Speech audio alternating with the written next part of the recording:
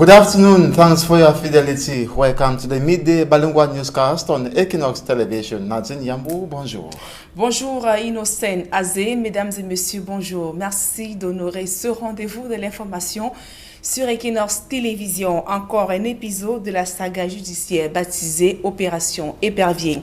2 ans après avoir été limogé de l'ART, l'agence de régulation des télécommunications, Jean-Louis Bemengue, passe désormais ses nuits à la prison centrale de Yaoundé, placé en détention provisoire. Il est soupçonné d'avoir orchestré des détournements de deniers publics. Plus de précisions dans ce reportage de Marcelin Gansop. Les premiers éléments d'enquête parlent d'un détournement présumé de plus de 20 milliards de francs CFA. C'est le résultat d'un récent rapport du contrôle supérieur de l'État datant de 2013, dans lequel Jean-Louis Bemengue avait été épinglé pour diverses fautes de gestion ayant fait perdre beaucoup d'argent à l'État durant les 18 ans passés à la tête de l'agence de régulation des télécommunications. Les communications électroniques de notre pays. Déchargé de ses fonctions le 8 juin 2017, il avait été interdit de sortir du territoire pour besoin d'enquête. Des instructions fermes avaient été données aux autorités administratives du Sud pour qu'ils ne puissent pas quitter le pays en passant par cette région frontalière au Gabon et à la Guinée équatoriale. Qu'il soit aujourd'hui écroué à la prison centrale de Yaoundé où il s'apprête à passer sa 2e nuit ne surprend pas beaucoup d'observateurs avertis. Le tribunal criminel spécial ayant estimé que les charges étaient suffisamment lourdes pour l'incarcérer. Au terme d'une garde à vue entamée le lundi 5 août dernier, Jean-Louis Bemengue répondait alors à une énième convocation. La prison centrale de Yaoundé accueille ainsi une énième victime de l'opération baptisée Épervier, du nom de la vaste campagne d'assainissement et de lutte contre les prévaricateurs de la fortune publique, lancée il y a plusieurs années, et qui vaut aujourd'hui que plusieurs anciens barons du régime se retrouvent derrière les barreaux. Le dernier en date, avant Jean-Louis Bemengue, étant Alain Egam Bongo, ancien ministre de la Défense, un autre fils de la région du Sud, qui a lui aussi maille à partir avec la justice et qui est incarcéré depuis quelques mois en compagnie de son épouse à la prison centrale de Yaoundé. Urbain Olangena Awono, Inoni Ephraim et Iya Mohamed ont-ils décidé de se constituer en partie civile dans une affaire où des présumés meneurs des mutineries sont traduits en justice alors que certains journaux affirment avoir vu cette fameuse affaire. Des avocats des proches et des ex-hauts commis de l'État contestent avoir initié une telle plainte au moment où eux-mêmes ils purgent de lourdes peines à la prison centrale de Yaoundé. Évocation dans ce reportage de Guizoko. Dans l'affaire de la plainte attribuée aux prisonniers de luxe contre 46 autres détenus de Kondengui à la suite des émeutes qui se sont déroulées récemment dans cette prison, les avocats d'Urbain Olangena Awono, Iya Mohamed et Inoni Ephraim se montrent très peu disers. Ils renvoient au droit de réponse publié dans les colonnes du quotidien Mutation, auteur de cette information. On peut y lire le démenti qu'ils apportent à la plainte qui est attribuée à leurs clients contre 46 prisonniers qu'ils accuseraient de rébellions en groupe, tentatives d'évasion en coaction et de blessures légères. Ce droit de réponse formulé par Maître Richard Assamba déplore en outre ce qu'il qualifie de manque de professionnalisme et d'irresponsabilité de certains acteurs de la presse et des réseaux sociaux amis du mensonge. À ces remontrances sévères, Mutation répond que cette affaire était bel et bien inscrite au rôle du tribunal de première instance d'une Fundi centre administratif le 5 août dernier. Une information que nous n'avons pas pu confirmer. Tout autre chose à présent, à quelques semaines de la rentrée scolaire 2019-2020, l'inquiétude se dessine sur le visage des parents dans le Coupé Manengumba, région du sud-ouest Cameroun. Les tensions socio-politiques ont engendré la paralysie du secteur éducatif et il s'en est suivi une déperdition décriée chez des élèves, des parents exaspérés appellent à la fin des violences dans le nord-ouest et le sud-ouest Cameroun. Le reportage de Jacquino Molong, Donald Brice Kangan. À Bangem, chef-lieu du département du Coupé Manengumba dans la région du sud-ouest, des femmes marchent et se lamentent. C'est l'expression de leur exaspération, elles qui voient leurs enfants sombrer dans les déviances en raison de l'interruption des classes. Comme dans l'essentiel du nord-ouest et du sud-ouest, les affrontements entre l'armée et les séparatistes encontrant les écoles à fermer portes. Conséquence, les jeunes filles se prostituent alors que d'autres élèves sont réfugiés en brousse. dont les enfants sont devenus des animaux, les garçons. Les filles sont grosses, alors qu'ils devaient aller à l'école pour partir loin. Donc on ne sait pas comment on peut arranger le problème là. Trop de vols, trop de prostitution, les enfants par ailleurs, à cause de sont toujours à peur. Certains ont en train de fuir partout, rester dans les champs, tout. Ce n'est pas bon pour nous. À Bangem, les parents d'élèves s'impatientent face à la persistance du climat socio-politique tendu. Le dialogue annoncé par le gouvernement doit être immédiat afin de permettre aux élèves de reprendre le chemin de l'école le 2 septembre prochain. Les enfants souffrent pour rien. On veut la paix. On veut l'autonomisme. On veut que l'État fasse tout pour qu'on se calme. Parce que nous souffrons. Et le temps qu'on nous avait mis au quartier, on a beaucoup perdu. Entre le vœu d'un retour à l'école et la réalité sécuritaire, les observateurs sont loin de s'accorder. La crise anglophone est à l'origine de la fermeture de plus de 6 000 écoles dans les régions du nord-ouest et du sud-ouest, tandis que 600 000 élèves seraient privés d'éducation, d'après les dernières statistiques de l'UNICEF. Et dans la région de l'Adamawa, le centre de santé intégré de Ngansao est confronté à d'énormes difficultés, entre autres plateaux techniques désuets, absence d'énergie électrique, insuffisance du personnel médical, des insuffisances qui ne favorisent pas une prise en charge optimale des malades. Le reportage de Joël et de Sylvestre Zangao.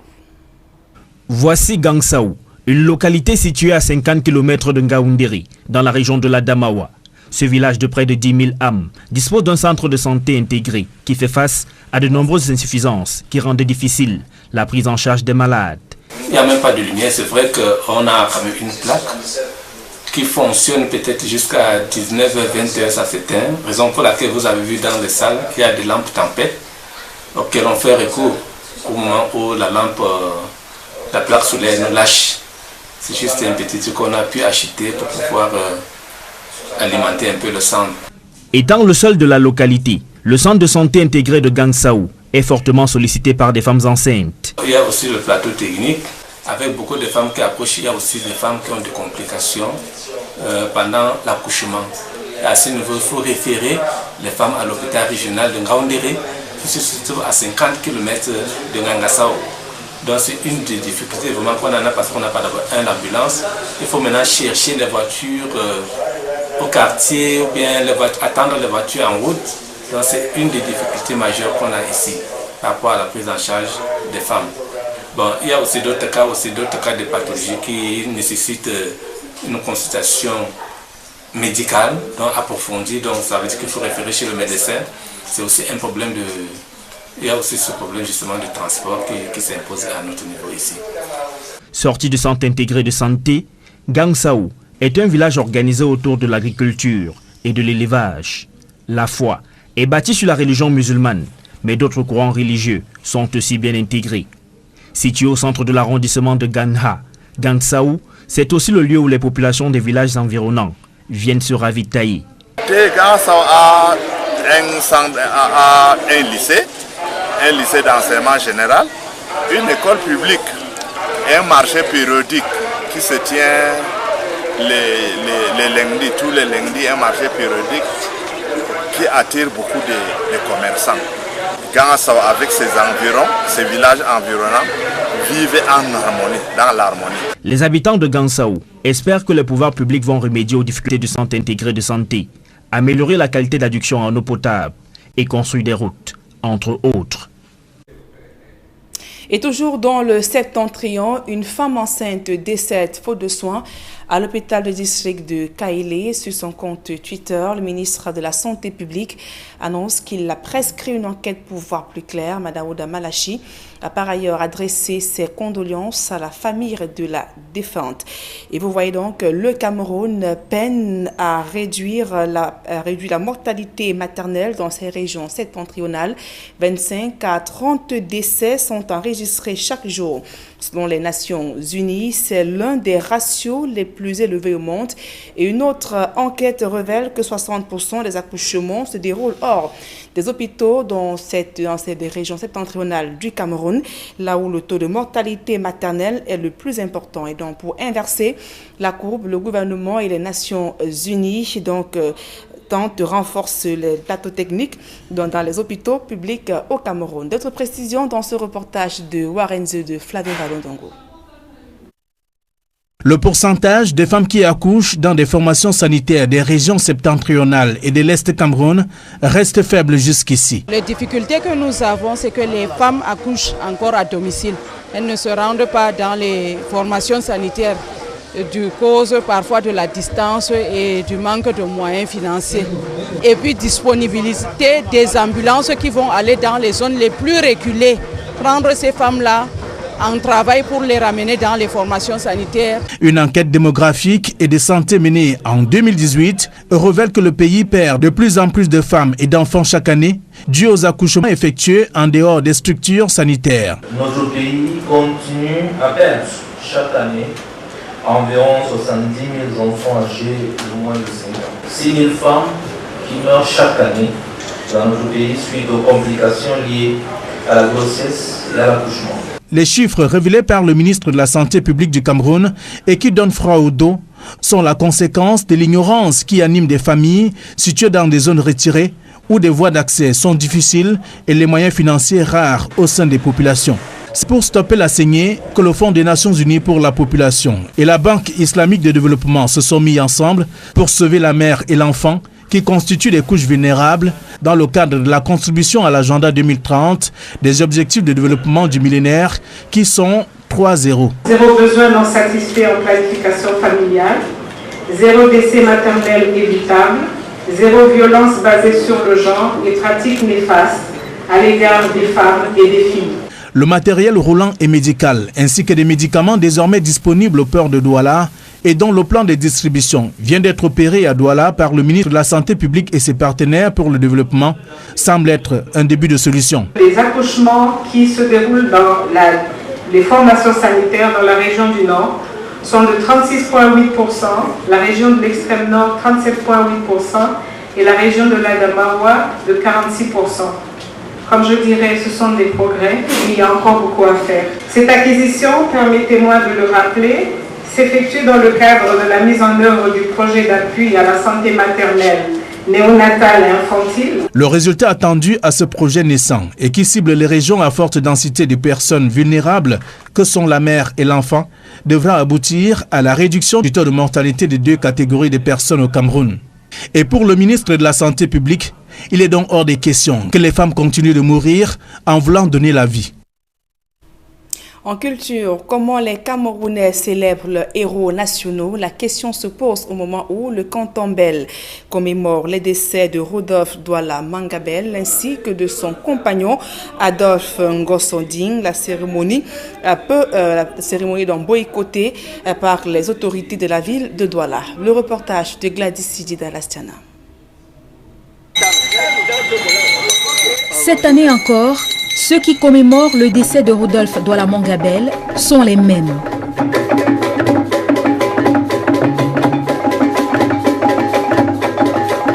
Comme depuis plus de 100 ans, ses descendants, sa famille, la communauté Bel. Pour le 105e anniversaire, ils se sont réunis pour célébrer leurs héros, Rodolphe Douala Mangabel et Adolphe Ngossonding, à travers processions, cultes et rites traditionnels sur les tombes des illustres disparus. Le peu d'engouement que suscite cette célébration des héros nationaux au fil des années n'a pas laissé indifférents des Camerounais qui estiment qu'ils méritent bien plus que la reconnaissance de leur communauté. C'est vraiment lamentable, c'est regrettable. C'est regrettable parce que nos héros sont carrément renvoyés au calendrier grec. Et je ne sais pas pourquoi nous on ne va pas seulement condamner les autorités, nous les Africains, pourquoi nous ne prenons pas ce problème au sérieux? Parce que quand le gouvernement ne fait pas et que la population quand même revendique, ça peut les amener à faire quelque chose. Dans tous les cas, on sera obligé d'honorer nos héros, qu'on le veuille ou pas. l'histoire va nous amener, va nous obliger à le faire. Il faut le dire, ils ne sont vraiment pas célébrés comme il se doit. Si une partie seulement, une infime partie d'un canton se réunit pour pouvoir célébrer un héros national, ça veut dire qu'il s'est seulement battu seulement pour sa fratrie, s'il faut le dire ainsi. Pourtant, héros national, il s'est battu pour tout le pays. Donc, ce n'est pas seulement sa fratrie, mais c'est tout le pays qui doit le célébrer parce que le Cameroun... On fait notre histoire. Ces illustres hommes qui ont fait l'histoire du Cameroun méritent bien plus que quelques pages dans les livres d'histoire. À en croire ces Camerounais, des monuments devraient être érigés en leur mémoire. Moi, je ne l'ai pas connu. Si moi, je ne l'ai pas connu, j'ai entendu, j'ai lu dans les livres. Et aujourd'hui, nous n'avons pas de bibliothèque. Mes enfants, quand je vais leur parler de Douala Mangabel, qu'est-ce que je leur dirai? Or, s'il y a les monuments, je vais dire, mon fils, tu vois ce monument, c'est telle personne, c'est un héros, il a fait tel et tel. Voilà le combat qu'il a combattu pour notre pays. Mais ça, on ne peut pas le faire. Ça veut dire qu'on va carrément les oublier à la langue. Rudolf Douala Mangabel fut exécuté le 8 août 1914. Il était un farouche résistant à la colonisation allemande au Cameroun.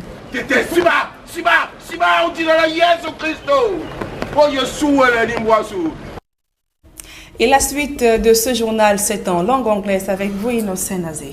Exactly. Nazin Yambo, good afternoon to you once more. Thanks for staying with us. At least 3 persons from the same family have died after consuming dinner in Limbe in the southwest region of Cameroon. The incident occurred yesterday afternoon and the 2 persons died on the spot. The 3 members from the same family, just like I indicated, died Thursday of food poisoning, and 9 others are under severe medical attention. That's according to the director of the Limbe Regional Hospital, Dr. Denis Nsamen. They include Gladys Ebai, 66 years old, Sheila Ebai, 38 years old, and Sharon, 3 years old. He said the incident occurred after they consumed the corn fufu and vegetable, allegedly, that was poison, allegedly. That was Thursday afternoon. They were rushed to the Limbe Regional Hospital at about 6:30 p.m. The population gripped by shock and consternation overcrowded the hospital. Here now is an excerpt of the director of the Limbe Regional Hospital. Take a listen to him as he was speaking to reporters. We'll be getting an excerpt of the director of the Limbe Regional Hospital, Dr. Nsame Dennis, who comes back to the incident which occurred yesterday afternoon in Limbe. 3 members of the family that died after consuming corn fufu, allegedly poisoned. Take a listen. Already around 6 p.m. when most of the day staff had returned to their homes. And then those who were on duty were mainly the emergency staff, where we have the team of doctors who are the OPD, and the head team, Dr. Zikiru and his team. He called me that they have received 2 cops arrived dead on arrival. And of course, that really alerted us. We had to trigger an emergency system to call for more. And when he heard the story, it all happened that these people were all doing fine. And then after their meal, sometime late in the afternoon, and then sitting and watching TV, and very soon they started feeling bad. And what were the symptoms? They started going stiff arms, and the legs were getting stiff too. And of course, they rushed to the hospital. On arriving the hospital, they were declared dead. And who were these first victims? There was Gladys Ebai, yes, 66 years old mother, and there was Sheila Ebai Bama, 38 years old. These were the first victims we received at the OPD at around 6:30 p.m. And later on now, not so, the doctor, when they heard about the story around food, that everybody was doing fine, he alerted that the rest of the family members should be brought to the hospital, and so for evaluation. All of them were brought, and then of course there was Che Shalon, 3 years old little girl, who also came, and the oxygen saturation was 38%, and they did all they could do to reanimate her, and she gave up the ghost 25 minutes later. And the rest of, because all together we received 12 persons, and of course 3 died. So the 8 who are in the wards now, what did we do? We did gastric lavage. We placed a tube in the stomach and tried to wash out everything that was there. And of course, we did some also preliminary lab investigations to see what was going on. And of course, the lab investigations are going to continue. We also collected the food, the alleged food, because all now is still an alleged intoxication, food intoxication, of which we don't yet know the cause. But from the symptoms, we know that it was actually a neurotoxic syndrome because the nerves were intoxicated. And of course, only after further investigations are we going to know the real chemical that caused this intoxication. So that is the situation in the regional hospital Limbe. And see, on to health news. The Minister of Public Health, Manauda Malachi, continues the war against the sale of roadside drugs and equally poor treatment granted to patients and equally visitors of public health services in Cameroon. He was equally on an impromptu visit in Douala, where he says that efforts are being made to restructure the infrastructure, or rather the health sector of Cameroon. Hemini Luga accompanied the minister and put together the following report. The impromptu visits in the economic metropolis by Minister of Public Health, Manauda Malachi, had as target restructuring the health sector while also putting an end to the sale of roadside drugs, posing a problem in most big cities in the country. Accompanied by the Islamic Bank and the National Funds Agency for the Population, the goal was also to put an end to women delivering in homes, as it is the case in the far north, Adamawa and east regions of the country. Community, and we have also initiative to see how this equipment is going to be used to continue capacity building of the people on the ground, on the maintenance and utilization of those equipment to save lives where it's needed, especially in the far north, in the north, the Adamawa, the east. Since his appointment as Minister of Public Health, we would recall strategies have been put in place by the minister, who with statistics across the National Triangle formerly denoted poor services and neglect rocking the health sector in the country, most especially within state-owned hospitals and districts. The handing over of the necessary tools to be used in hospitals falls in line with the Ministry of Public Health's intentions to make women trust once again Cameroon's health services. And parents in Bangem, Kupe Manunguba division of the Southwest region are calling for a ceasefire in the north and southwest regions of Cameroon, particularly Bangem, so that schools can reopen come September the 2nd, 2019. And they call on government authorities to have pity on the children they consider leaders of tomorrow, such that they can pursue their fundamental rights to education. That these children now have become traders, truck pushers, and equally porters, and risk becoming hardened criminals tomorrow in the society. Details in this report. A group of women in Bangem, in the Kupe Manunguba division of the Southwest region, lamenting for a ceasefire in the northwest and southwest regions of Cameroon for peace to return and the children resume education after staying out of school for 3 years now. They are also bearers of placards bearing various advocacy messages like "Education is key to success. Why deprive me? I am a woman.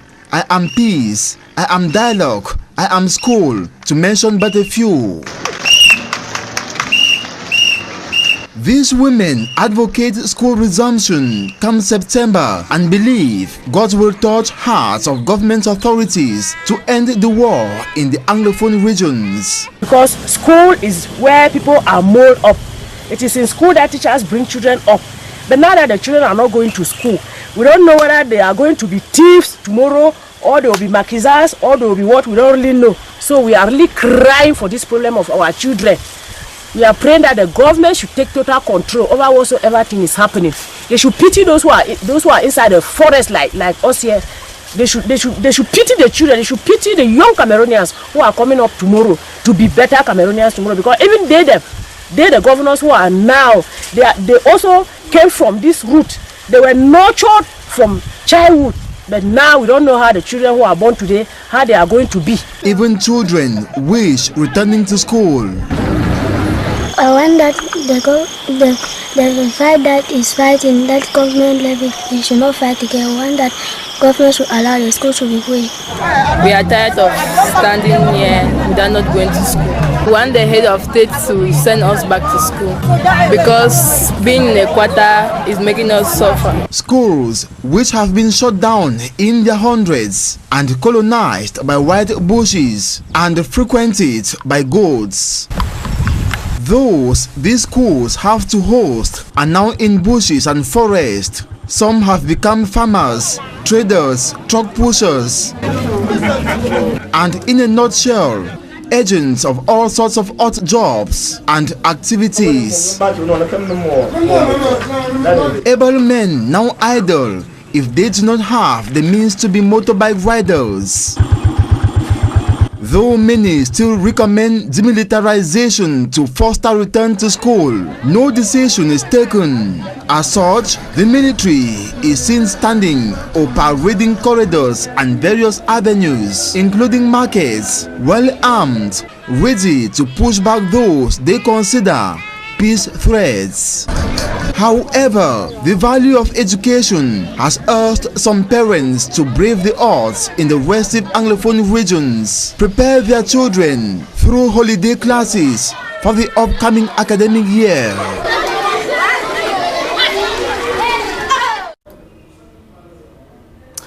We now look about the underdevelopment characteristics of Gangsao. That's a locality situated 50 kilometers from Gaoundéré in the Adamawa region of Cameroon. The said locality lacks basic social amenities and equally infrastructural development. The population are calling on the government to set eyes on their situation. More inform me, Armstrong Sander. 50 kilometers away from Gaoundéré, Adamawa Regional Chief Town. The village, which is home to about 10,000 souls, has an integrated health center with numerous difficulties. Staff of the health unit say the structure does not have electricity, obliging them to use bush lamps when solar energy runs out. Being the lone health unit in the locality, many pregnant women go there for delivery. We receive many pregnant women, and those with complications are referred to the Gaoundéré Regional Hospital, 50 kilometers away. Such cases encounter a lot of difficulties as the health center does not have an ambulance. Time is spent in search of a vehicle. Away from the health challenges, Gangsao is principally a farming and rearing community. Islam is the main religion, but others do exist, and Gangsao, at the heart of Ganghu subdivision, attract people from other parts of the Adamawa. Majority of those who come to Gangsao are students seeking to study at Government High School Gangsao or the lone government primary school that exists in the village. The Gangsao market also brings together inhabitants from other parts of the Adamawa region. The people look up to the government for a sustainable solution to the numerous problems affecting their locality. Like Gangsao, several other localities in the Adamawa region of Cameroon suffer unimproved basic social infrastructure.